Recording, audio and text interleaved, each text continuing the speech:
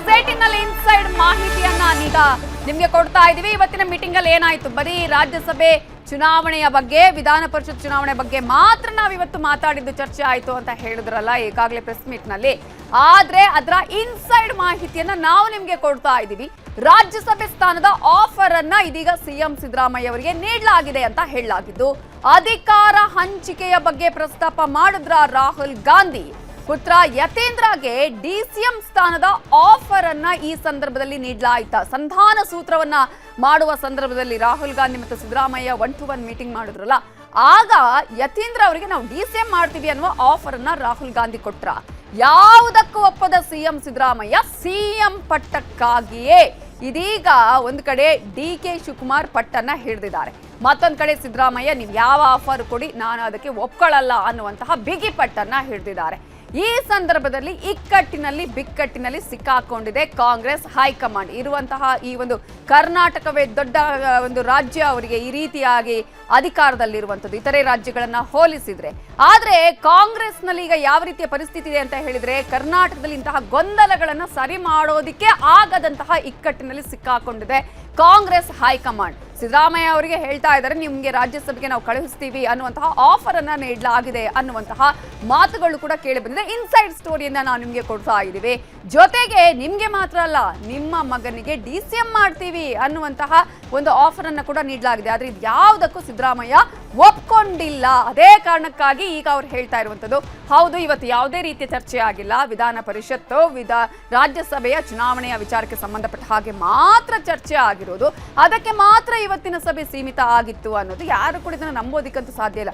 ಕಾರಣ ಈ ರೀತಿಯಾಗಿ ಈಗಾಗಲೇ ಅನೇಕ ಬಾರಿ ಮಾತುಗಳು ಕೂಡ ಆಗಿರೋದನ್ನು ನಾವು ಗಮನಿಸ್ತಾ ಇದ್ದೀವಿ. ಇದರ ಬಗ್ಗೆ ಇನ್ನಷ್ಟು ಡೀಟೇಲ್ಸ್ ಅನ್ನ ಕೊಡೋದಕ್ಕೆ ನಮ್ಮ ಪೊಲಿಟಿಕಲ್ ಬ್ಯೂರೋ ಹೆಡ್ ಆಗಿರುವಂತಹ ಚಿದಾನಂದ ಪಟೇಲ್ ನೇರ ಸಂಪರ್ಕದಲ್ಲಿ ಜಾಯ್ನ್ ಆಗಿದ್ದಾರೆ. ಚಿದಾನಂದ ಪಟೇಲ್, ಈಗಾಗಲೇ ಯಾವುದೇ ರೀತಿಯಾದಂತಹ ನಾಯಕತ್ವದ ವಿಚಾರಕ್ಕೆ ಸಂಬಂಧಪಟ್ಟ ಹಾಗೆ ಚರ್ಚೆ ಆಗಿಲ್ಲ, ಸಂಪುಟ ಪುನಾರಚನೆಯ ವಿಚಾರ ಚರ್ಚೆ ಆಗಿಲ್ಲ ಅಂತ ಹೇಳಿದ್ರು ಕೂಡ ಆಗಿಲ್ಲ ಅನ್ನೋದ್ರಲ್ಲೇ ಇದೆ ಅನ್ನುವಂಥದ್ದು ಜನರಿಗೆ ಕೂಡ ಸಾಮಾನ್ಯವಾಗಿ ಗೊತ್ತಿರುವಂತಹ ವಿಚಾರ. ಆದ್ರೆ ಈ ಹಿಂದೆ ಬಹಳ ಚರ್ಚೆ ಆಗ್ತಾ ಇತ್ತು ಈ ವಿಚಾರ. ಸಿದ್ದರಾಮಯ್ಯ ಅವರನ್ನ ರಾಜ್ಯಸಭೆಗೆ ಕಳುಹಿಸಿ ಆ ನಂತರ ಈ ಒಂದು ಸಿಎಂ ಬದಲಾವಣೆ ಮಾಡಲಾಗುತ್ತೆ ಅನ್ನುವಂತಹ ವಿಚಾರ. ಸೊ ಇವತ್ತಾಗಿದ್ರೆ ಆ ಆಫರ್ ಅನ್ನ ಮಾಡಿದ್ರ ಹೈಕಮಾಂಡ್ ನಾಯಕರು ಅಥವಾ ರಾಹುಲ್ ಗಾಂಧಿ? ಅಮಿತಾ ಜೈನ್ ಸುಮಾರು 3.5 ಗಂಟೆಗೂ ಹೆಚ್ಚು ಸಮಯ ಹೈಕಮಾಂಡ್ ನಾಯಕರು ಸಭೆಯನ್ನು ಮಾಡಿರ್ತಕ್ಕಂಥ. ಆರಂಭದಲ್ಲಿ ಮುಖ್ಯಮಂತ್ರಿ ಜೊತೆ ಎಲ್ಲ ನಾಯಕರು ಸಭೆಯನ್ನು ನಡೆಸಿದ್ರು. ನಂತರ ರಾಹುಲ್ ಗಾಂಧಿ 1-to-1 ಸಭೆಯನ್ನು ನಡೆಸಿದರು. ಬಳಿಕ ಡಿ.ಕೆ. ಶಿವಕುಮಾರ್ ಜೊತೆ ಕೂಡ ಸಭೆಯನ್ನು ನಡೆಸಿದ್ರು ಮತ್ತು ರಾಹುಲ್ ಗಾಂಧಿ ಮತ್ತು ಡಿ.ಕೆ. ಶಿವ ಕೂಡ 1-to-1 ಸಭೆಯನ್ನು ನಡೆಸಿದರು. ಪ್ರಮುಖವಾಗಿ ರಾಜ್ಯಸಭೆ ಮತ್ತು ಪರಿಷತ್ ಸ್ಥಾನ ಅಂತ ಹೇಳಿದ್ರು ಕೂಡ ಹೈಕಮಾಂಡ್ಗೆ ಸ್ಪಷ್ಟ ನಿರ್ಧಾರಕ್ಕೆ ಬಂದಿಲ್ಲ ಎಂಬ ಕಾರಣಕ್ಕಾಗಿ ಇದೀಗ ಮತ್ತೆ ರಾಜ್ಯಸಭೆ ಚುನಾವಣೆಯವರು ಕೂಡ ನಾಯಕತ್ವ ಗೊಂದಲವನ್ನು ಮುಂದುವರಿಸಲಿಕ್ಕೆ ಸ್ವತಃ ಹೈಕಮಾಂಡ್ ತೀರ್ಮಾನ ತೆಗೆದುಕೊಂಡಿರ್ತಕ್ಕಂಥದ್ದು. ಮೂಲಗಳ ಪ್ರಕಾರ ಎಲ್ಲ ಒಂದು ಕಡೆ ನಾಯಕತ್ವ ಬದಲಾವಣೆ ವಿಚಾರದಲ್ಲಿ ಎಲ್ಲ ಕಡೆ ಪಟ್ಟು ಸಡಿಲಿಸುವಂತೆ ಸಿದ್ದರಾಮಯ್ಯನವರಿಗೆ ನಾಯಕರು ಮನವಿ ಮಾಡಿಕೊಂಡ್ರು ಅಂತ ಹೇಳಲಾಗ್ತಿದೆ. ಅದಕ್ಕೆ ಪ್ರತಿಯಾಗಿ ಮುಖ್ಯಮಂತ್ರಿ ಸಿದ್ದರಾಮಯ್ಯನವರಿಗೆ ರಾಜ್ಯಸಭೆ ಸ್ಥಾನದ ಆಫರ್ ಅನ್ನು ಕೊಟ್ಟಿರ್ತಕ್ಕಂಥ, ಆ ಮುಖಾಂತರ ಒಂದು ಕಡೆ ಸ್ಥಾನದ ಆಫರ್ ಅನ್ನು ಕೊಟ್ಟಿರೋದು ಮತ್ತು ರಾಜ್ಯಸಭೆಯ ವಿಪಕ್ಷ ನಾಯಕನ ಸ್ಥಾನದ ಕೂಡ ಆಫರ್ ಕೊಟ್ಟಿದ್ದಾರೆ ಅಂತ ಹೇಳಲಾಗ್ತಿದೆ. ಬಳಿಕ ಅವರ ಪುತ್ರ ಯತೀಂದ್ರ ಸಿದ್ದರಾಮಯ್ಯನವರಿಗೆ ಡಿಸಿಎಂ ಹುದ್ದೆಯ ಆಫರ್ ಅನ್ನು ಕೊಟ್ಟಿದ್ದಾರೆ ಅಂತ ಹೇಳಲಾಗ್ತಿದೆ. ಆದರೆ ಮುಖ್ಯಮಂತ್ರಿ ಸಿದ್ದರಾಮಯ್ಯ, ನಾನು ಯಾವುದೇ ಕಾರಣಕ್ಕೂ ಕೂಡ ದೆಹಲಿ ರಾಜಕಾರಣಕ್ಕೆ ಬರಲ್ಲ, ಬಿಲ್ಕುಲ್ ನಾನು ಬರಲಿಕ್ಕೆ ಸಾಧ್ಯ ಇಲ್ಲ. ಇದೇ ಕಾರಣಕ್ಕಾಗಿ ನಾನು CWC ಸದಸ್ಯತ್ವ ಸ್ಥಾನಕ್ಕೂ ಕೂಡ, ವರ್ಕಿಂಗ್ ಕಮಿಟಿ ಸದಸ್ಯತ್ವ ಸ್ಥಾನಕ್ಕೂ ಕೂಡ ರಾಜೀನಾಮೆ ನೀಡಿರ್ತಕ್ಕಂಥದ್ದು. ಹಾಗಾಗಿ ನಾನು ಕರ್ನಾಟಕದಲ್ಲೇ ರಾಜಕಾರಣವನ್ನು ಮುಗಿತೀನಿ, ಕರ್ನಾಟಕದಲ್ಲಿ ನನ್ನ ರಾಜಕಾರಣ ಕೂಡ ಅಂತ್ಯ ಆಗುತ್ತೆ ಅನ್ನೋ ಒಂದು ಮಾತನ್ನು ಹೇಳಿರ್ತಕ್ಕಂಥದ್ದು. ಮತ್ತೊಂದು ಕಡೆ ಮುಖ್ಯಮಂತ್ರಿ ಹುದ್ದೆ ವಿಚಾರದಲ್ಲಿ ಇವತ್ತೇ ಕ್ಲಿಯರ್ ಮಾಡಿ ಅಂತೇಳಿ ಪಟ್ಟು ಸಡಿಲಿಸಿದ ಡಿ.ಕೆ. ಶಿವಕುಮಾರ್ ಅವರು, ನಾನು ಮಾಡಿರುವ ಕೆಲಸಕ್ಕೆ ಕೂಲಿ ಕೊಡಿ ಮತ್ತು ನನ್ನ ಜೊತೆ 60ಕ್ಕೂ ಹೆಚ್ಚು ಶಾಸಕರು ನನ್ನ ಪರವಾಗಿ ನಿಂತಿದ್ದಾರೆ ಮತ್ತು ಬೆನ್ನೆಲುಬಿಗೆ ನಿಂತಿದ್ದಾರೆ ಮತ್ತು ಮೊದಲ ಬಾರಿ ಆಯ್ಕೆಯಾಗಿರ್ತಕ್ಕಂಥ ಯುವ ಶಾಸಕರು ಸುಮಾರು 30ಕ್ಕೂ ಹೆಚ್ಚು ಶಾಸಕರು ನನ್ನ ಪರವಾಗಿದ್ದಾರೆ. ಹಾಗಾಗಿ ನನ್ನನ್ನು ಮುಖ್ಯಮಂತ್ರಿ ಮಾಡಿ ಅಂತೇಳಿ ಪಟ್ಟು ಹಿಡಿದಿರ್ತಕ್ಕಂಥದ್ದು. ಅಲ್ಲದೆ ಕೊಟ್ಟ ಮಾತಿನಂತೆ ನಡೆದುಕೊಳ್ಳಿ ಅಂತೇಳಿ ಮಲ್ಲಿಕಾರ್ಜುನ್ ಖರ್ಗೆ ಮತ್ತು ಸುರ್ಜೇವಾಲಾ ಹಾಗೂ ಕೆ.ಸಿ. ವೇಣುಗೋಪಾಲ್ ರವರಿಗೆ ಸಭೆಯಲ್ಲಿ ಹೇಳಿರ್ತಕ್ಕಂಥದ್ದು. ನೀವೇ 2.5 ವರ್ಷದ ಬಳಿಕ ನನಗೆ ಮುಖ್ಯಮಂತ್ರಿ ಮಾಡ್ತೀನಿ ಅಂತ ಮಾತು ಕೊಟ್ಟಿದ್ರು. ಹಾಗಾಗಿ ಆ ಮಾತನ್ನು ಉಳಿಸ್ಕೊಳ್ಳಿ, ನಾನು ಪಕ್ಷಕ್ಕಾಗಿ ಎಲ್ಲವನ್ನೂ ಮಾಡಿದ್ದೇನೆ, ನಾನು ಜೈಲಿಗೂ ಕೂಡ ಹೋಗಿ ಬಂದಿದ್ದೇನೆ, ನನಗೆ ಈ ಸಂದರ್ಭದಲ್ಲಿ ನೀವು ಮುಖ್ಯಮಂತ್ರಿ ಹುದ್ದೆಯನ್ನು ಕೊಡಲೇಬೇಕಂತೇಳಿ ಪಟ್ಟು ಹಿಡಿದಿದ್ದಾರೆ ಅಂತ ಹೇಳಲಾಗ್ತಿದೆ. ಮತ್ತೊಂದು ಕಡೆ ಎಲ್ಲೊಂದು ಕಡೆ ಮುಖ್ಯಮಂತ್ರಿ ಹುದ್ದೆಯನ್ನು ಬಿಟ್ಟುಕೊಡ್ಲಿಕ್ಕೆ ಸಿದ್ದರಾಮಯ್ಯ ಒಪ್ತಾ ಇಲ್ಲ ಮತ್ತು ಹೈಕಮಾಂಡ್ ಕೊಟ್ಟಿರ್ತಕ್ಕಂಥ ಯಾವುದೇ ಆಫರ್ ಕೂಡ ಒಪ್ತಾ ಇಲ್ಲ, ಕಾಲಾವಕಾಶ ಕೇಳ್ತಿರ್ತಕ್ಕಂಥದ್ದು ಸ್ವತಃ ರಾಹುಲ್ ಗಾಂಧಿ ಅವರೇ ದೆಹಲಿ ರಾಜಕಾರಣಕ್ಕೆ ಕರೆದ್ರೂ ಕೂಡ ಬರಲಿಕ್ಕೆ ಒಪ್ತಿಲ್ಲ ಅಂತ ಹೇಳಲಾಗ್ತಿದೆ. ಹಾಗಾಗಿ ಇದು ದೊಡ್ಡ ತಲೆನೋವಾಗಿ ಪರಿಣಮಿಸಿರ್ತಕ್ಕಂಥದ್ದು. ಯಾಕಂದ್ರೆ ಕರ್ನಾಟಕದ ನಾಯಕತ್ವ ಗೊಂದಲವನ್ನ ಇಬ್ಬರು ನಾಯಕರನ್ನ ಸಮಾಧಾನ ಪಡಿಸಿ ನಾಯಕತ್ವ ಗೊಂದಲವನ್ನು ತೀರ್ಮಾನ ಮಾಡಬೇಕು. ಒಂದು ವೇಳೆ ಸಿದ್ದರಾಮಯ್ಯ ವಿರುದ್ಧ ತೀರ್ಮಾನವನ್ನು ತೆಗೆದುಕೊಂಡ್ರೆ ಅದು ಭವಿಷ್ಯದ ದಿನಗಳಲ್ಲಿ ಕರ್ನಾಟಕದಲ್ಲಿ ಕಾಂಗ್ರೆಸ್ಗೆ ಅತಿ ದೊಡ್ಡ ಏಟಾಗುವ ಸಾಧ್ಯತೆ ಇರತಕ್ಕಂಥದ್ದು. ಯಾಕಂತ ಹೇಳಿದ್ರೆ ಅದು ಒಬಿಸಿ ಮತಗಳನ್ನು ಕಳೆದುಕೊಳ್ಳುವಂತ ಆತಂಕ ಇರತಕ್ಕಂಥದ್ದು ಮತ್ತು ರಾಜ್ಯದ ಅತಿ ಹೆಚ್ಚು ಜನಸಂಖ್ಯೆ ಹೊಂದಿರತಕ್ಕಂಥ ಕುರುಬ ಸಮುದಾಯದ ಮತಗಳನ್ನು ಕಳೆದುಕೊಳ್ಳತಕ್ಕಂಥ ಆತಂಕ ಕೂಡ ಎದುರಾಗಿರ್ತಕ್ಕಂಥದ್ದು. ಯಾಕಂತ ಹೇಳಿದ್ರೆ ರಾಹುಲ್ ಗಾಂಧಿ ಅವರಿಗೆ ಕರ್ನಾಟಕದಲ್ಲಿ 2028 ಚುನಾವಣೆ ಎಷ್ಟು ಮುಖ್ಯವೋ ಅದಕ್ಕಿಂತ 2 ಪಟ್ಟು ಲೋಕಸಭೆ ಚುನಾವಣೆ ಮುಖ್ಯ. ಹಾಗಾಗಿ ಕರ್ನಾಟಕದಲ್ಲಿ ಹೆಚ್ಚು ಲೋಕಸಭಾ ಸ್ಥಾನಗಳನ್ನು ಗೆಲ್ಲಬೇಕೆಂಬುದು ಕೂಡ ರಾಹುಲ್ ಗಾಂಧಿ ಇರಾದೆ. ಮತ್ತು ದೇಶಾದ್ಯಂತ ಎಲ್ಲೊಂದು ಕಡೆ ಒಬಿಸಿ ಸಮುದಾಯವನ್ನು ಒಗ್ಗೂಡಿಸ್ತಕ್ಕಂಥದ್ದು ಅವುಗಳನ್ನು ಕಾಂಗ್ರೆಸ್ನ ಮತಗಳನ್ನಾಗಿ ಪರಿಣಮಿಸಲಿಕ್ಕೆ ರಾಹುಲ್ ಗಾಂಧಿ ಅನೇಕ ಒಬಿಸಿ ಸಭೆಗಳನ್ನು ಕೂಡ ಮಾಡ್ತಿರ್ತಕ್ಕಂಥ ಅದಕ್ಕೆ BK ಹರಿಪ್ರಸಾದ್ ಅವರಿಗೆ ನಾಯಕತ್ವವನ್ನು ಕೊಟ್ಟಿರ್ತಕ್ಕಂಥದ್ದು. ಹಾಗಾಗಿ ಒಬಿಸಿ ನಾಯಕ ಸಿದ್ದರಾಮಯ್ಯವ್ರನ್ನ ಏಕಾಏಕಿ ಹೈಕಮಾಂಡ್ ಈ ಹಿಂದಿನ ಹೈಕಮಾಂಡ್ನಂತೆ ಏಕಾಏಕಿ ಕೆಳಗಿಳಿಸಿದರೆ ಭವಿಷ್ಯದಲ್ಲಿ ಅದು ಕರ್ನಾಟಕದಲ್ಲಿ ಅಷ್ಟೇ ಅಲ್ಲದೆ ದೇಶಾದ್ಯಂತ ಒಬಿಸಿ ಮತಗಳ ವಿಚಾರದಲ್ಲಿ ಬೇರೆ ಸಂದೇಶ ಹೋಗುತ್ತೆ ಎಂಬ ಆತಂಕ ಎದುರಾಗಿರ್ತಕ್ಕಂಥದ್ದು. ಮತ್ತೊಂದು ಕಡೆ DK ಶಿವಕುಮಾರ್ ಕೂಡ ಮುಖ್ಯಮಂತ್ರಿ ಹುದ್ದೆಗೆ ಪಟ್ಟು ಹಿಡಿದಿರ್ತಕ್ಕಂಥದ್ದು ಮತ್ತು ಇವತ್ತೇ ಎಲ್ಲವನ್ನು ಇತ್ಯರ್ಥಪಡಿಸಿ ಅಂತೇಳಿ ಒತ್ತಡ ಹಾಕಿರ್ತಕ್ಕಂಥದ್ದು. ಹಾಗಾಗಿ ಇಬ್ಬರನ್ನು ಮನವೊಲಿಸುವಲ್ಲಿ ಸದ್ಯದಲ್ಲಿ ಕಾಂಗ್ರೆಸ್ ಹೈಕಮಾಂಡ್ ಸಂಪೂರ್ಣವಾಗಿ ವಿಫಲವಾಗಿರ್ತಕ್ಕಂಥದ್ದು. ಇದೇ ಕಾರಣಕ್ಕಾಗಿ ಎಲ್ಲೊಂದು ಕಡೆ ನಾಯಕತ್ವ ಬಿಕ್ಕಟ್ಟು ಮತ್ತು ಗೊಂದಲದ ವಿಚಾರ ಸಂಬಂಧಪಟ್ಟ ಹಾಗೆ ಹೈಕಮಾಂಡ್ ಸ್ಪಷ್ಟ ತೀರ್ಮಾನಕ್ಕೆ ಬರದೆ ಎಲ್ಲೊಂದು ಕಡೆ ಮಾಧ್ಯಮಗಳ ಮುಂದೆ ಕೂಡ ಕೇವಲ ರಾಜ್ಯಸಭೆ ಮತ್ತು ಪರಿಷತ್ ಚುನಾವಣೆಯ ಸಭೆ ಅಂತೇಳಿ ಎಲ್ಲೊಂದು ಹೇಳಿಕೆ ಕೊಡುವ ಮುಖಾಂತರ ತೇಪೆ ಹಚ್ಚುವ ಕೆಲಸವನ್ನು ಮಾಡಿರ್ತಕ್ಕಂಥದ್ದು. ಒಟ್ಟಾರೆ KC ವೇಣುಗೋಪಾಲ್ ರವರು ಇವತ್ತು ಇಡೀ 3.5 ಗಂಟೆಗೂ ಹೆಚ್ಚು ಸಮಯ ನಡೆದಂಥ ಸಭೆಯನ್ನು ತೇಪೆ ಹಚ್ಚುವ ಕೆಲಸ ಮಾಡುವ ಮುಖಾಂತರ ಒಂದು ಕಡೆ ಸಂಪುಟ ಪುನಾರಚನೆ ಆಗುತ್ತೆ ಎಂಬ ಕನಸು ಕಂಡಿದ್ದಂಥ ಅನೇಕ ಹಿರಿಯ ಶಾಸಕರು ಕೂಡ ಇದು ದೊಡ್ಡ ನಿರಾಶೆ ಅಂತ ಹೇಳಲಾಗ್ತದೆ. ಯಾವುದೇ ಸ್ಪಷ್ಟವಾದ ತೀರ್ಮಾನ ತೆಗೆದುಕೊಳ್ಳಲಿಕ್ಕೆ ಯಾರು ಕೂಡ ಒಪ್ತಿಲ್ಲ. ಯಾಕಂತ ಹೇಳಿದ್ರೆ ರಾಜ್ಯಸಭೆ ಚುನಾವಣೆಯಲ್ಲಿ ಒಂದು ವೇಳೆ ಅಡ್ಡ ಮತದಾನ ಆಗುವ ಆತಂಕ ಕೂಡ ಇದರಲ್ಲಿ ಇರ್ತಕ್ಕಂಥದ್ದು. ಒಂದು ವೇಳೆ ಸಿದ್ದರಾಮಯ್ಯ ವಿರುದ್ಧ ನಿರ್ಧಾರವನ್ನು ತೆಗೆದುಕೊಂಡ್ರೆ ಅಥವಾ DKC ಪರವಾಗಿ ಏನಾದರೂ ನಿರ್ಧಾರವನ್ನು ತೆಗೆದುಕೊಂಡ್ರೆ ರಾಜ್ಯಸಭೆ ಚುನಾವಣೆಯಲ್ಲಿ ಅಡ್ಡ ಮತದಾನ ಆದರೆ ಅಥವಾ ಪರಿಷತ್ ಚುನಾವಣೆಯಲ್ಲಿ ಅಡ್ಡ ಮತದಾನ ಆದರೆ ಅದು ಕಾಂಗ್ರೆಸ್ಗೆ ಮತ್ತಷ್ಟು ಎಲ್ಲೊಂದು ಕಡೆ ಅದು ಕಾಂಗ್ರೆಸ್ ಇಮೇಜ್ಗೆ ಡ್ಯಾಮೇಜ್ ಆಗುತ್ತೆ ಎಂಬ ಆತಂಕ ಕೂಡ ಎದುರಾಗಿರ್ತಕ್ಕಂಥದ್ದು. ಒಟ್ಟಾರೆ ಇವತ್ತಿನ ಸಭೆಯಲ್ಲಿ ಮುಖ್ಯಮಂತ್ರಿ ಜೊತೆ 3 ಬಾರಿ ಸಭೆಯನ್ನು ನಡೆಸಿರ್ತಕ್ಕಂಥದ್ದು. ರಾಹುಲ್ ಗಾಂಧಿ 1-to-1 ಸಭೆಯನ್ನು ಅರ್ಧ ಗಂಟೆಗೆ ಹೆಚ್ಚು ಸಮಯ ನಡೆಸಿರ್ತಕ್ಕಂಥದ್ದು ಮತ್ತು ಖರ್ಗೆ, ವೇಣುಗೋಪಾಲ್, ಸುರ್ಜೇವಾಲಾ ಮತ್ತು ರಾಹುಲ್ ಗಾಂಧಿ ಅವರು ಸಿದ್ದರಾಮಯ್ಯ ಜೊತೆ 2 ಬಾರಿ ಸಭೆಯನ್ನು ನಡೆಸಿರ್ತಕ್ಕಂಥದ್ದು ಮತ್ತು DK ಶಿವಕುಮಾರ್ ಜೊತೆ ಸಭೆಯನ್ನು ನಡೆಸಿರ್ತಕ್ಕಂಥದ್ದು.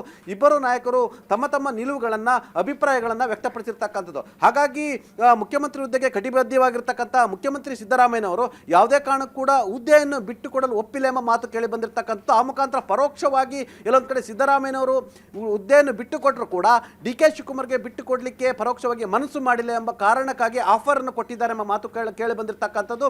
ತಮ್ಮ ಪುತ್ರ ಯತೀಂದ್ರರಿಗೂ ಕೂಡ DCM ಹುದ್ದೆಯ ಆಫರ್ ಅನ್ನು ಕೊಟ್ಟಿದ್ದಾರೆ ಎಂಬ ಮಾತು ಕೂಡ ಕೇಳಿ ಬಂದಿರತಕ್ಕಂಥದ್ದು. ಎಲ್ಲೊಂದು ಕಡೆ ಪರೋಕ್ಷವಾಗಿ DK ಶಿವಕುಮಾರ್ ಅವರು ಮುಖ್ಯಮಂತ್ರಿ ಆಗುವುದು, ಎಲ್ಲೊಂದು ಕಡೆ ಪರೋಕ್ಷವಾಗಿ ವಿರೋಧ ವ್ಯಕ್ತಪಡಿಸಿದ ಮಾತು ಕೂಡ ಕೇಳಿ ಬಂದಿರತಕ್ಕಂಥದ್ದು. ಹಾಗಾಗಿ ರಾಹುಲ್ ಗಾಂಧಿ ಅವರ ಜೊತೆ ಚರ್ಚೆಯ ಸಂದರ್ಭದಲ್ಲಿ ಬೆಂಗಳೂರು ಚುನಾವಣೆ ಬಗ್ಗೆ ಪ್ರಸ್ತಾಪ ಮಾಡಿರ್ತಕ್ಕಂಥದ್ದು. ಬೆಂಗಳೂರು ಚುನಾವಣೆ ಎಷ್ಟು ಮುಖ್ಯ ಮತ್ತು ಕಾಂಗ್ರೆಸ್ಗೆ ಎಷ್ಟು ಪರವಾಗಿದೆ ಮತ್ತು ಎಷ್ಟು ವಿರುದ್ಧವಾಗಿದೆ ಎಂಬ ಚರ್ಚೆಯನ್ನು ಕೂಡ ಮುಂದಾಕಿರ್ತಕ್ಕಂಥದ್ದು. ಮತ್ತು ಕರ್ನಾಟಕದಲ್ಲಿ ಕಾಂಗ್ರೆಸ್ಗೆ ಒಬಿಸಿ ಮತಗಳು, ಅಲ್ಪಸಂಖ್ಯಾತರು, ದಲಿತರು ಎಷ್ಟು ಮುಖ್ಯ ಅನ್ನೋದು ಎಕ್ಸ್ಪ್ಲನೇಷನ್ ಕೊಟ್ಟಿರ್ತಕ್ಕಂಥದ್ದು. ಆ ಮುಖಾಂತರ ಕರ್ನಾಟಕ ಕಾಂಗ್ರೆಸ್ನಲ್ಲಿ ಮೇಲ್ಜಾತಿ ಅಂತ ಕರೆಸ್ಕೊಳ್ತಕ್ಕಂಥ ಒಕ್ಕಲಿಗರು, ಲಿಂಗಾಯತರು ಮತ್ತು ಬ್ರಾಹ್ಮಣ ಮತಗಳು ಕಾಂಗ್ರೆಸ್ಗೆ ಏನು ನಿರ್ಣಾಯಕ ಅಲ್ಲ, ನಿರ್ಣಾಯಕ ಆಗಿರ್ತಕ್ಕಂಥ ಮತಗಳೇ ಅದು ಒಬಿಸಿ ಮತಗಳು, ಪರಿಶಿಷ್ಟ ಜಾತಿ, ಪರಿಶಿಷ್ಟ ಪಂಗಡ ಮತ್ತು ಅಲ್ಪಸಂಖ್ಯಾತ ಮತಗಳನ್ನು ಮುಖಾಂತರ DK ಶಿವಕುಮಾರ್ನ ಒಂದು ವೇಳೆ ನೀವು ಮುಖ್ಯಮಂತ್ರಿ ಮಾಡಿದ್ರು ಕೂಡ ಅದು ಕಾಂಗ್ರೆಸ್ಗೇನು ಒಕ್ಕಲಿಗ ಮತಗಳು ಬರಲ್ಲ. ಒಕ್ಕಲಿಗ ಮತಗಳನ್ನು ಬೇರೆ ಪಕ್ಷಗಳು ಗ್ರ್ಯಾಬ್ ಮಾಡಿದೆ, ಪರೋಕ್ಷವಾಗಿ JDS ಅಂತ ಪಕ್ಷಗಳು ಇನ್ನೂ ಕೂಡ ಗ್ರ್ಯಾಬ್ ಮಾಡಿ ಇಟ್ಕೊಂಡಿರ್ತಕ್ಕಂಥ ಎಂಬ ಸಂದೇಶವನ್ನು ಕೊಟ್ಟಿರ್ತಕ್ಕಂಥದ್ದು. ಒಟ್ಟಾರೆ ಮುಖ್ಯಮಂತ್ರಿ ಸಿದ್ದರಾಮಯ್ಯನವ್ರನ್ನ ಮನವೊಲಿಸುವಲ್ಲಿ ಹೈಕಮಾಂಡ್ ವಿಫಲವಾಗಿರ್ತಕ್ಕಂಥದ್ದು. ಇದೇ ಸಂದರ್ಭದಲ್ಲಿ DK ಶಿವಕುಮಾರ್ ಮನವೊಲಿಸುವಲ್ಲೂ ಕೂಡ ವಿಫಲವಾಗಿರ್ತಕ್ಕಂಥದ್ದು ಮತ್ತು DKC ಪಟ್ಟನ್ನು ಸಡಿಲಿಸದೇ ಇರತಕ್ಕಂಥದ್ದು, ಸಿದ್ದರಾಮಯ್ಯ ಕೂಡ ಪಟ್ಟು ಹಿಡಿದಿರ್ತಕ್ಕಂಥದ್ದು ಕಾಂಗ್ರೆಸ್ ಹೈಕಮಾಂಡ್ಗೆ ನುಂಗಲಾರದ ಬಿಸಿ ತುಪ್ಪವಾಗಿ ಪರಿಣಮಿಸಿರ್ತಕ್ಕಂಥದ್ದು. ಹಾಗಾಗಿ ಸಾರ್ವಜನಿಕ ವೇದಿಕೆಯಲ್ಲಿ ಅನಿವಾರ್ಯವಾಗಿ ಕಾಂಗ್ರೆಸ್ ಹೈಕಮಾಂಡ್ ತನ್ನ ಮುಖವನ್ನು ಉಳಿಸಿಕೊಳ್ಳಲಿಕ್ಕೆ, ಯಾಕಂತ ಹೇಳಿದ್ರೆ ಕರ್ನಾಟಕದ ಬಿಕ್ಕಟ್ಟನ್ನು ಬಗೆಹರಿಸಲಿಕ್ಕೆ ಸಾಧ್ಯ ಆಗಿಲ್ಲ ಎಂಬ ಕಾರಣಕ್ಕಾಗಿ ಕಾರ್ಯಕರ್ತರೆಲ್ಲ ಮತ್ತು ನಾಯಕರೆಲ್ಲ ಒಂದು ಕಡೆ ಕಾಂಗ್ರೆಸ್ ಹೈಕಮಾಂಡ್ ಸಂಪೂರ್ಣವಾಗಿ ವಿಫಲವಾಗಿದೆ ಎಂಬ ಸಂದೇಶ ರವಾನೆ ಆಗುವ ಆತಂಕದಲ್ಲಿ ಇದು ಕೇವಲ ರಾಜ್ಯಸಭೆ ಮತ್ತು ಪರಿಷತ್ ಚುನಾವಣೆಗೆ ಮೀಸಲಾದ ಸಭೆ ಅನ್ನೋ ರೀತಿಯಲ್ಲಿ ಎಲ್ಲೊಂದು ಕಡೆ ತೇಪೆ ಹಚ್ಚುವ ಪತ್ರಿಕಾಗೋಷ್ಠಿಯನ್ನು ಮಾಡಿರ್ತಕ್ಕಂಥದ್ದು. ನವಿತಾ ಜೈನ್. ಪಟೇಲ್, ಹಾಗಾದ್ರೆ ಕಾಂಗ್ರೆಸ್ ಹೈಕಮಾಂಡ್ ಇಷ್ಟೊಂದು ವೀಕಾ ಅನ್ನುವಂತಹ ಪ್ರಶ್ನೆ ಕೂಡ ಇಲ್ಲಿ ಮೂಡುತ್ತೆ. ಕಾರಣ ಯಾವಾಗ ಸರ್ಕಾರ ರಚನೆ ಮಾಡುವಂತಹ ಸಂದರ್ಭದಲ್ಲಿ ಇಬ್ಬರ ನಡುವೆ ಅಥವಾ ನಾಯಕರುಗಳ ಮಧ್ಯೆ ಒಂದು ಮಾತುಕತೆ ಆಯಿತು, ಆ ಮಾತುಕತೆ ಅವರಿಗೆ ಗೊತ್ತು, ಅವ್ರು ಯಾರು ಕೂಡ ಹೇಳ್ತಾ ಇಲ್ಲ, ಬಟ್ ಪವರ್ ಶೇರಿಂಗ್ ಆಗುತ್ತೆ ಅನ್ನುವಂತಹ ವಿಚಾರಗಳು ಇದೆ ಅನ್ನೋದು. ಹಾಗಾದ್ರೆ ಅದನ್ನೇ ಇಟ್ಕೊಂಡು ನೀವು ಅವತ್ತು ಹೇಳಿದ್ರಿ, ಈಗ ಇದನ್ನ ನೆರವೇರಿಸಿಕೊಡಿ ಅಂತ ಹೇಳೋದಕ್ಕಾಗೋದಿಲ್ಲ, ಅಥವಾ ಎಲ್ಲರೂ ಹೇಳ್ತಾರೆ ಹೈಕಮಾಂಡ್ ತೀರ್ಮಾನವೇ ಅಂತಿಮ ಅನ್ನುವಂತಹ ವಿಚಾರವನ್ನ ಹೇಳ್ತಾರಲ್ಲ, ಹಾಗಾದ್ರೆ ಇಲ್ಲಿ ಹೈಕಮಾಂಡ್ ತೀರ್ಮಾನ ಯಾರು ಕೇಳ್ತಾ ಇದ್ದಾರೆ ಅಂತ ಆಯ್ತು? ನವಿತಾ ಜೈನ್ ನಾಯಕತ್ವ ಗೊಂದಲದಿಂದ ಕಾಂಗ್ರೆಸ್ನ ಹೈಕಮಾಂಡ್ಗೆ ಕೂಡ ಎಲ್ಲೊಂದು ಕಡೆ ಮುಜುಗರ ಆಗಿತ್ತು. ಕರ್ನಾಟಕದಲ್ಲಿ ನಾಯಕತ್ವ ಗೊಂದಲ ಕಾರಣಕ್ಕಾಗಿ ಕಾಂಗ್ರೆಸ್ ಪಕ್ಷದ ಇಮೇಜ್ ಕೂಡ ಡ್ಯಾಮೇಜ್ ಆಗಿತ್ತು ಮತ್ತು ಸರ್ಕಾರದ ಇಮೇಜ್ ಕೂಡ ಡ್ಯಾಮೇಜ್ ಆಗಿತ್ತು. ಎಲ್ಲೊಂದು ಕಡೆ ಸಂಪುಟ ಪುನರಚನೆಯೋ ಅಥವಾ ನಾಯಕತ್ವ ಬದಲಾವಣೆಯ ಎಂಬ ಗೊಂದಲದಲ್ಲಿ ಕಾರ್ಯಕರ್ತರು ಮತ್ತು ನಾಯಕರಿದ್ರೆ, ಮತ್ತೊಂದು ಕಡೆ ಇದರ ಲಾಭವನ್ನು ಅನೇಕ ಸಚಿವರು ಪಡೆದ್ರು. ಎಲ್ಲೊಂದು ಕಡೆ ಸಂಪುಟದಿಂದ ಎಕ್ಸಿಟ್ ಆಗ್ತಕ್ಕಂಥ ಕೊಡತಕ್ಕಂಥ ಅನೇಕ ಸಚಿವರುಗಳು ಎಲ್ಲೊಂದು ಕಡೆ ಲೂಟಿಗಿಳಿದಿರ್ತಕ್ಕಂಥದ್ದು, ಭ್ರಷ್ಟಾಚಾರವನ್ನು ಮಾಡಲಿಕ್ಕೆ ಆರಂಭಿಸಿರ್ತಕ್ಕಂಥದ್ದು. ಇದರ ಜೊತೆಗೆ ಮುಖ್ಯಮಂತ್ರಿ ಮತ್ತು ಉಪಮುಖ್ಯಮಂತ್ರಿ ಮನವೊಲಿಸುವಂಥ ಒಂದು ಸೆಟ್ ರೈಟ್ ಮಾಡಲಿಕ್ಕೂ ಕೂಡ ಹೈಕಮಾಂಡ್ ವಿಫಲ ಆಗಿರ್ತಕ್ಕಂಥದ್ದು. ಯಾಕಂತ ಹೇಳಿದ್ರೆ ಒಂದು ಕಾಲದಲ್ಲಿ ಹೈಕಮಾಂಡ್ ಅನ್ನೋದು, ಕಾಂಗ್ರೆಸ್ ಹೈಕಮಾಂಡ್ ಅನ್ನೋದು ಎಲ್ಲ ಒಂದು ಕಡೆ ಮುನ್ಸಿಪಾಲಿಟಿ ಅಧ್ಯಕ್ಷರನ್ನ ಬದಲಾಯಿಸಿದಂತೆ, ಏರ್ಪೋರ್ಟ್ಗಳಲ್ಲೇ ಕೂಡ ಮುಖ್ಯಮಂತ್ರಿಗಳನ್ನ ಬದಲಾಯಿಸಿದಂಥ ಹೈಕಮಾಂಡ್. ಆದರೆ ಇವತ್ತು ಅಂಥ ಪರಿಸ್ಥಿತಿ ಹೈಕಮಾಂಡ್ಗೆ ಇಲ್ಲ. ದೇಶಾದ್ಯಂತ ಕೇವಲ 3 ಕಡೆ ಕಾಂಗ್ರೆಸ್ ಅಧಿಕಾರದಲ್ಲಿ ಇರ್ತಕ್ಕಂಥದ್ದು. ಇನ್ನು ತಮಿಳುನಾಡಲ್ಲೂ ಕೂಡ 5 ಸ್ಥಾನಗಳು ಇಟ್ಕೊಂಡಿರ್ತಕ್ಕಂಥದ್ದು, 2 ಮಂತ್ರಿ ಸ್ಥಾನ ಇರ್ತಕ್ಕಂಥದ್ದು, ಅದು ಕೂಡ ಅಲಯನ್ಸ್ ಸರ್ಕಾರದಲ್ಲಿ ಟಿವಿಕೆ ಸರ್ಕಾರದ ಭಾಗ ಆಗಿರ್ತಕ್ಕಂಥದ್ದು. ಆದರೆ ಕಾಂಗ್ರೆಸ್ ಹೈಕಮಾಂಡ್ಗೆ ದಕ್ಷಿಣ ಭಾರತವೇ ಹೆಚ್ಚು ಸೇಫ್ ಆಗಿರ್ತಕ್ಕಂಥದ್ದು. ಅದರಲ್ಲೂ ಕೂಡ ಕರ್ನಾಟಕ ಅತಿ ಹೆಚ್ಚು ಲೋಕಸಭಾ ಸ್ಥಾನಗಳನ್ನು ತಂದುಕೊಡ್ತಕ್ಕಂಥದ್ದು. ಹಾಗಾಗಿ ಕರ್ನಾಟಕದ ವಿಚಾರದಲ್ಲಿ ದಿಢೀರ್ ನಿರ್ಧಾರವನ್ನು ತೆಗೆದುಕೊಳ್ತಕ್ಕಂಥದ್ದು. ಒಂದು ವೇಳೆ ದಿಢೀರ್ ನಿರ್ಧಾರ ತೆಗೆದುಕೊಂಡ್ರೂ ಕೂಡ ಮುಂದೆ ಅದು ಬೇರೆ ರೀತಿಯ ಪರಿಣಾಮ ಆಗುತ್ತೆ ಎಂಬ ಆತಂಕ ಕೂಡ ಎದುರಾಗಿರ್ತಕ್ಕಂಥದ್ದು. ಹಾಗಾಗಿ ಸ್ಪಷ್ಟ ನಿರ್ಧಾರ, ಸ್ಪಷ್ಟ ನಿಲುವನ್ನು ತೆಗೆದುಕೊಳ್ಳಲಿಕ್ಕೆ ಕಾಂಗ್ರೆಸ್ ಹೈಕಮಾಂಡ್ ಸಂಪೂರ್ಣವಾಗಿ ವಿಫಲವಾಗಿರ್ತಕ್ಕಂಥದ್ದು. ಹಾಗಾಗಿ ಕಾಂಗ್ರೆಸ್ ಹೈಕಮಾಂಡ್ ತನ್ನ ಮುಖವನ್ನು ಉಳಿಸಿಕೊಳ್ಳಲಿಕ್ಕೆ ತಾನು ವಿಫಲವಾಗಿದೆ ಎಂಬುದನ್ನು ಸಾರ್ವಜನಿಕ ವಲಯದಲ್ಲಿ ತೋರಿಸಿಕೊಳ್ಳದೇ ಇರದಿದ್ದಕ್ಕೆ ರಾಜ್ಯಸಭೆ ಮತ್ತು ಪರಿಷತ್ನ ಚುನಾವಣೆಯ ನೆಪ ಹೇಳಿರುವಂಥದ್ದು ನವಿತಾ ಜೈನ್. ಪಟೇಲ್, ಈಗ ಇಲ್ಲಿ ಪ್ರತಿ ಬಾರಿ ಕೂಡ ಒಂದೊಂದು ಕಾರಣಗಳನ್ನ ಕೊಟ್ಟು, ನೆಪಗಳನ್ನ ಕೊಟ್ಟು ಈ ವಿಚಾರವನ್ನ ಮುಂದೂಡಿಕೆ ಮಾಡ್ತಾನೆ ಬಂತಲ್ಲ, ಇದುವೇ ಈಗ ಕಾಂಗ್ರೆಸ್ ಹೈಕಮಾಂಡ್ಗೆ ಒಂದು ರೀತಿಯಲ್ಲಿ ಪ್ರಾಬ್ಲಮ್ ಆಗ್ತಾ ಹೋಗ್ತಾ ಇದೆಯಾ ಹೇಗೆ ಅಂತ? ಆಫ್ಕೋರ್ಸ್, ಯಾಕಂತ ಹೇಳಿದ್ರೆ ಮತ್ತೆ ಮುಂದೂಡಿರೋದು ನೋಡಿದರೆ ಮುಖ್ಯಮಂತ್ರಿ ಬದಲಾವಣೆ ವಿಚಾರ ಸದ್ಯಕ್ಕೆ ಸುಮಾರು 1 ತಿಂಗಳಿಗೂ ಹೆಚ್ಚು ಕಾಲ ಇದು ಮುಂದುವರಿಯುವುದು ಖಚಿತ ಅಂತ ಹೇಳಲಾಗ್ತದೆ. ಇದೇನಿದ್ರು ನಂತರ ಜುಲೈಗೆ ಮತ್ತೆ ಪ್ರಸ್ತಾಪ ಆಗುವ ಸಾಧ್ಯತೆ ಇದೆ ಅಂತ ಹೇಳಲಾಗ್ತದೆ. ಮತ್ತೊಂದು ಕಡೆ ದಲಿತ ಸಿಎಂ ವಿಚಾರವನ್ನು ಮುನ್ನೆಲೆಗೆ ತಂದಿರತಕ್ಕಂಥದ್ದು. ಇಬ್ಬರ ಜಗಳದಲ್ಲಿ 3ನೇವರು ಲಾಭ ಮಾಡುವ ಲಾಭದ ಲೆಕ್ಕಾಚಾರದ ಕಾರಣಕ್ಕಾಗಿ ಮಲ್ಲಿಕಾರ್ಜುನ್ ಖರ್ಗೆ ಮತ್ತು ಡಾಕ್ಟರ್ ಜಿ ಪರಮೇಶ್ವರ್ ಹೆಸರು ಕೂಡ ಮುನ್ನೆಲೆಗೆ ಬಂದಿರತಕ್ಕಂಥದ್ದು. ಮತ್ತೊಂದು ಕಡೆ ಎಲ್ಲ ಒಂದು ಕಡೆ ಮೂಲಗಳ ಪ್ರಕಾರ ರಾಹುಲ್ ಗಾಂಧಿ ಅವರಿಗೆ ಮುಖ್ಯಮಂತ್ರಿ ಮತ್ತು ಉಪಮುಖ್ಯಮಂತ್ರಿಗಳ ಆಡಳಿತ ವೈಖರಿ ಬಗ್ಗೆ ಒಂದಷ್ಟು ಅಸಮಾಧಾನ ಇರತಕ್ಕಂಥದ್ದು. ಹಾಗಾಗಿ ಇಬ್ಬರನ್ನು ಬಿಟ್ಟು ಹೊಸಬರನ್ನು ಮಾಡುವ ಲೆಕ್ಕಾಚಾರದಲ್ಲೂ ಕೂಡ ಇರುವಂಥದ್ದು. ಆದರೆ ಹೊಸಬರನ್ನು ಲೆಕ್ಕಾಚಾರದಲ್ಲಿ ಮಾಡಿದರೆ ಯಾವುದೇ ರಾಜ್ಯದಲ್ಲಿ ಕೂಡ ಮಾಸ್ ಲೀಡರೇ ಮತವನ್ನು ತಂದುಕೊಡ್ತಕ್ಕಂಥದ್ದು. ಹಾಗಾಗಿ ಮುಖ್ಯಮಂತ್ರಿ ಮತ್ತು ಉಪಮುಖ್ಯಮಂತ್ರಿಯ ವಿರುದ್ಧ ತೀರ್ಮಾನ ತೆಗೆದುಕೊಳ್ಳದಂಥ ಸ್ಥಿತಿ ಕೂಡ ರಾಹುಲ್ ಗಾಂಧಿ ಅವರಿಗೆ ನಿರ್ಮಾಣ ಆಗಿರ್ತಕ್ಕಂಥದ್ದು. ಅಟ್ ದ ಸೇಮ್ ಟೈಮ್ ಇಬ್ಬರನ್ನು ಮನವೊಲಿಸುವಂಥ ತಾಕತ್ತು ಕೂಡ ಹೈಕಮಾಂಡ್ಗೆ ಸದ್ಯಕ್ಕೆ ಇಲ್ಲ ಅಂತಲೇ ಕೂಡ ಹೇಳಲಾಗ್ತಿದೆ. ಆ ಮುಖಾಂತರ ಇದೀಗ ಈ ಗೊಂದಲ ಮುಂದುವರೆದಿರ್ತಕ್ಕಂಥದ್ದು. ಈ ಮುಂದುವರೆದ ಗೊಂದಲದಿಂದ ಎಲ್ಲೊಂದು ಕಡೆ ಸಂಪುಟದಿಂದ ಎಕ್ಸಿಟ್ ಆಗಿರ್ತಕ್ಕಂಥ ಸಚಿವರಿಗೆ ಇದು ಅತಿ ದೊಡ್ಡ ಲಾಭ ಅಂತ ಹೇಳಲಾಗ್ತಿದೆ, ಅತಿ ದೊಡ್ಡ ಬೆಳೆ ಅಂತಲೂ ಕೂಡ ಹೇಳಲಾಗ್ತಿದೆ. ಹುಲ್ಲುಗಾವಿನಂತ ಕರ್ನಾಟಕದಲ್ಲಿ ಮೇಯಲು ಕರ್ನಾಟಕ ಕಾಂಗ್ರೆಸ್ ಸರ್ಕಾರದಲ್ಲಿರ್ತಕ್ಕಂಥ ಅನೇಕ ಸಚಿವರಿಗೆ ಹೈಕಮಾಂಡ್ ಮತ್ತಷ್ಟು ಅನುಕೂಲ ಮಾಡಿಕೊಟ್ಟಿದೆ ಎಂಬ ಲೆಕ್ಕಾಚಾರ ಆಗ್ತಾ ಇರ್ತಕ್ಕಂಥದ್ದು. ಅಟ್ಲೀಸ್ಟ್ ಸಂಪುಟ ಪುನಾರಚನೆ ಕೂಡ ಕೈ ಹಾಕದಂಥ ಸ್ಥಿತಿ ಇದೀಗ ಹೈಕಮಾಂಡ್ಗೆ ಬಂದಿರತಕ್ಕಂಥದ್ದು ನವಿತಾ ಜೈನ್. ಪಟೇಲ್, ಈಗಾಗಲೇ ಮುಂದಿನ ಆಪ್ಷನ್ಸ್ ಏನು ಈಗ ಅನ್ನುವಂಥದ್ದು? ಯಾಕಂದ್ರೆ ಒಂದ್ ಕಡೆ ಈಗ ಸಿದ್ದರಾಮಯ್ಯನೂ ಒಪ್ತಾ ಇಲ್ಲ, DKಶಿನೂ ಒಪ್ತಾ ಇಲ್ಲ. ಈ ರೀತಿಯಾದ ಗೊಂದಲ ಅಂತೂ ರಾಜ್ಯದ ಜನ ಪ್ರತಿನಿತ್ಯ ನೋಡಲೇಬೇಕಾದಂತಹ ಪರಿಸ್ಥಿತಿ ಅಂತಂದ್ರೆ ಅಲ್ಲಿ ಅಭಿವೃದ್ಧಿ ಅನ್ನುವಂಥದ್ದು ಶೂನ್ಯ ಆಗಿದೆ. ಮತ್ತೊಂದು ಕಡೆ ಈಗಾಗಲೇ ಸಾಕಷ್ಟು ಸಚಿವ ಆಕಾಂಕ್ಷಿಗಳು ಕಾಯ್ತಾ ಇದ್ದಾರೆ, ಹಿರಿಯ ಶಾಸಕರು ಕಾಯ್ತಾ ಇದ್ದಾರೆ. ನಮ್ಗೆ ಒಂದು ಬಾರಿ ಈಗ ಅವಕಾಶ ಕೊಡಬೇಕು, ಇರೋದೇನು 2 ವರ್ಷ ಅಂತ ಹೇಳಿ ಮತ್ತೆ ಬಿಕ್ಕಟ್ಟನ್ನ ಮುಂದುವರಿಸಿಕೊಂಡೇ ಹೋಗುತ್ತಾ ಹಾಗಾದ್ರೆ ಕಾಂಗ್ರೆಸ್? ಅಫ್ಕೋರ್ಸ್, ಇವರ ಆಡಳಿತ ನಾಟಕಕ್ಕೆ, ಇವರ ಅಧಿಕಾರದ ನಾಟಕಕ್ಕೆ ಕರ್ನಾಟಕ ರಾಜ್ಯದ ಅಭಿವೃದ್ಧಿ ಕೆಲಸಗಳು ಕುಂಠಿತ ಆಗುತ್ತೆ. ಅಧಿಕಾರಿಗಳು ಯಾರ ಮಾತನ್ನು ಕೇಳಲ್ಲ, ಅಧಿಕಾರಿಗಳು ಆಡಿದಂತೆ ಆಟ. ತಮಗೆ ಗೊತ್ತಿರಲಿ, ಸುಮಾರು 8 ಜಿಲ್ಲೆಗಳಲ್ಲಿ ಕೂಡ ಮುಂಗಾರು ಪೂರ್ವ ಮಳೆ ಬಂದು ಬಹಳಷ್ಟು ಹಾನಿಯಾಗಿರ್ತಕ್ಕಂಥದ್ದು, ರೈತರು ಸಂಕಷ್ಟಕ್ಕೆ ಸಿಲುಕಿಸಿರ್ತಕ್ಕಂಥದ್ದು, ಬೆಳೆ ಹಾನಿ ಆಗಿರ್ತಕ್ಕಂಥದ್ದು, ಈಗಾಗಲೇ 6ಕ್ಕೂ ಹೆಚ್ಚು ಸಾವುಗಳಾಗಿರ್ತಕ್ಕಂಥ ವರದಿರ್ತಕ್ಕಂಥದ್ದು. ಯಾವುದೇ ಜಿಲ್ಲೆಯಲ್ಲಿ ಒಬ್ಬ ಉಸ್ತುವಾರಿ ಸಚಿವರು ರೈತರ ಸಂಕಷ್ಟವನ್ನು ಕೇಳುವಂಥ ವಿಚಾರಕ್ಕೆ ಕೈ ಹಾಕಿಲ್ಲ ಮತ್ತು ಉಸ್ತುವಾರಿ ಕಾರ್ಯದರ್ಶಿಗಳಂತ ಹೇಳ್ತಾರೆ ಯಾರು ಕೂಡ ಹೋಗಿಲ್ಲ. ಆಯಾ ಜಿಲ್ಲೆಯ ಜಿಲ್ಲಾಧಿಕಾರಿಗಳು ಕೂಡ ಇದರ ಬಗ್ಗೆ ತಲೆ ಕೆಡಿಸ್ಕೊಂಡಿಲ್ಲ ಮತ್ತು ಆಯಾ ತಾಲೂಕಿನ ತಹಸೀಲ್ದಾರ್ಗಳು ಕೂಡ ತಲೆ ಕೆಡಿಸ್ಕೊಂಡಿಲ್ಲ. ಯಾಕಂತ ಹೇಳಿದ್ರೆ ಸರ್ಕಾರವೇ ಮಲಗಿರುವಾಗ ಅಧಿಕಾರಿಗಳಿಗೆ ಕುಂಭಕೋಣ ನಿದ್ರೆಗೆ ಇದು ಬಹಳಷ್ಟು ಅನುಕೂಲ ಮಾಡಿಕೊಟ್ಟಂತಾಗಿರ್ತಕ್ಕಂಥದ್ದು. ಹಾಗಾಗಿ ಅಧಿಕಾರಿಗಳು ಇಲ್ಲಿ ಮಾತನ್ನು ಕೇಳದಂಥ ಸ್ಥಿತಿ ನಿರ್ಮಾಣ ಆಗಿರ್ತಕ್ಕಂಥದ್ದು. ಎಲ್ಲಿಯವರೆಗೆ ಈ ರೀತಿ ಗೊಂದಲ ಸ್ಥಿತಿ ಇರುತ್ತೆ, ಆ ಗೊಂದಲ ಸ್ಥಿತಿ ಅಧಿಕಾರಿ ವರ್ಗಕ್ಕೆ ಬಹಳಷ್ಟು ಅನುಕೂಲಕರ ಮತ್ತು ಇದರಿಂದ ಆಡಳಿತ ವ್ಯವಸ್ಥೆ ಮತ್ತಷ್ಟು ಕುಂಠಿತವಾಗುತ್ತೆ. ಅದಕ್ಕೆ ನಮ್ಮ ಮುಂದೆ ಸಾಕ್ಷಿ ಇರ್ತಕ್ಕಂಥದ್ದು, ಈಗಾಗಲೇ ಮಳೆ ಬಂದು ಹಾನಿಯಾದರೂ ಕೂಡ ಯಾವುದೇ ಒಬ್ಬ ಸಚಿವರುಗಳು ಕೂಡ ಮಳೆ ಹಾನಿ ಪ್ರದೇಶಕ್ಕೆ ಭೇಟಿ ಕೊಡದಲ್ಲೇ ಇರ್ತಕ್ಕಂಥದ್ದು ನಮ್ಮ ಕಣ್ಣು ಮುಂದೆ ಇರ್ತಕ್ಕಂಥದ್ದು. ಒಟ್ಟಾರೆ ಇವರ ಡ್ರಾಮಾಕ್ಕೆ, ಇವರ ಅಧಿಕಾರದ ನಾಟಕಕ್ಕಾಗಿ ಮತ ಹಾಕಿರ್ತಕ್ಕಂಥ ಕರ್ನಾಟಕ ರಾಜ್ಯದ ಮತದಾರರು ಅನಗತ್ಯವಾಗಿ ಕಷ್ಟವನ್ನು ಅನುಭವಿಸುವಂಥ ಸ್ಥಿತಿ ನಿರ್ಮಾಣ ಆಗಿರುವಂಥದ್ದು ದುರದೃಷ್ಟಕರ ಅಂತ ಹೇಳ್ಬೋದು